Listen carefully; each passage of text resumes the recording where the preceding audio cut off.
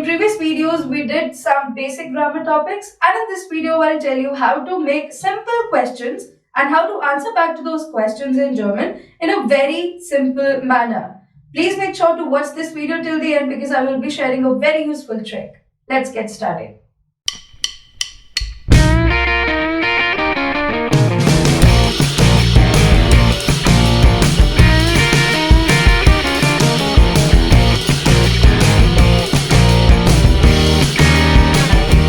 We majorly speak two kinds of sentences mostly, that are questions and answers. Let's learn about questions first. Basically, we have two kinds of questions that are W-Frage and Satzfrage. Satzfrage are also known as Ja oder Nein Frage. I'll tell you why. First, W-Frage. W-Frage is similar to W questions in English that we have. W questions means wherein the W word will come. For example, where, when, who, and so on. The other category of the questions that we have is Satzfrage. Satzfrage, simple to remember, in which W words are not there. Okay, so wherein W words are there, that are called W-Frage, and wherein W words are not there are called Satzfrage. The second thing that we have to learn here is the structure. Where comes the verb? Where comes the subject? Where comes the W word? Let's study that. It's pretty simple to understand. A W-Frage will of course have a W word. So, the W words in German that we have, wo, woher, wohin, wann, warum, and so on, will come at first position. Then will come a verb. And at the third position will come a subject. Of course, the verb has to be conjugated to the subject. Okay, so understand the rule and try to remember the rule. W word plus verb plus subject. Now let's understand Satzfrage. Satzfrage, as I said, has no W word. So consider this structure and remove W from it. What you're left with? Verb plus subject. So a Satzfrage would have verb at first position and then a subject would come. Of course, the verb would be conjugated to the subject. So this sentence is a W-Frage, W-Frage. Why? Because it has a W word. Was. So was. Then would come the verb, trinken. And then would come a subject, Sie. So you cannot make this as was, Sie trinken, Sie was trinken, trinken was, Sie or something like that. You could not displace it. This is a perfect rule, there is a perfect structure and it is W word, then verb, then a subject. So you have to place everything in order. And of course, if you're having anything else rather than this, then you could just continue it and write it afterwards. So, was trinken Sie, which means what are you drinking? I have written the same sentence by doing some alterations as you could see here. Here the question was, what are you drinking? What are you drinking? It consisted the W word. And I've made it a Satzfrage. And it's, are you drinking milk?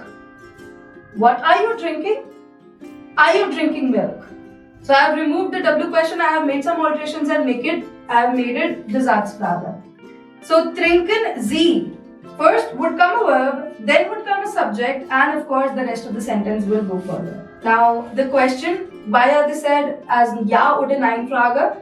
The answer to it is that when you say these questions, when you ask these questions, the answer would always be yes or no first. So if I ask, are you drinking milk? Trinken Sie Milch? So you will say, ja, I'm drinking milk, or no, I'm drinking coffee, or something like that. Yeah? So the first answer that you will be giving is ja oder nein. So that is the reason why they are called Satzfrage and Ja oder Nein Frage. Let's repeat the structure again. W-Frage would have W word plus verb plus subject. And if you wish to make a sentence without a W word, that means if you wish to make a Satzfrage, just remove W. You are left with verb plus subject. Don't forget to check my Instagram link below wherein I have given a list of all the W words along with their meaning. So answer statements are called Aussagesatz and of course Antwort. While we are giving an answer to any question, maybe it's a Satzfrage, Ja oder Nein Frage that is, or maybe a W-Frage, the structure to answer is always same. That you have to place the verb at second position and that's it. Let's see that with the help of an example. So I have written two sentences, we hyphen Z and hyphen Z Sandra. We hyphen Z is what's your name? Basically the literal translation would be how are you called? And this sentence in English I would say, are you called Sandra or is your name Sandra? Let's see how will we make answers to these. So as I said, the verb has to be on second position. So while making answer, just remember that you have to make the verb, you have to place the verb on second position. Let's see. So if I say, if the question is V hyphen Z and I wish to say my name is Sandra, I am Sandra, I would say Ich heiße Sandra. Just remember that you have to place the verb at second position. And of course, you could swap the places of Ish and Sandra as per your choice. You could also say this as Sandra heiße ich. But that's not very common. People usually say Ish heiße Sandra only. People don't swap the places. Of course, that depends on you. If you wish to do so, that's correct. That's not incorrect. So you could do that as well. Now, when I'm speaking the next sentence, heißen Sie Sandra, you have to remember one thing. Answer to a Satzfrage would always be in ja oder nein, first thing. Okay? Then of course the verb will come at second position. So the first answer to this will be Ich heiße Sandra. So yeah, Ich heiße Sandra. Or possibly you could say Nein, Ich heiße Maria.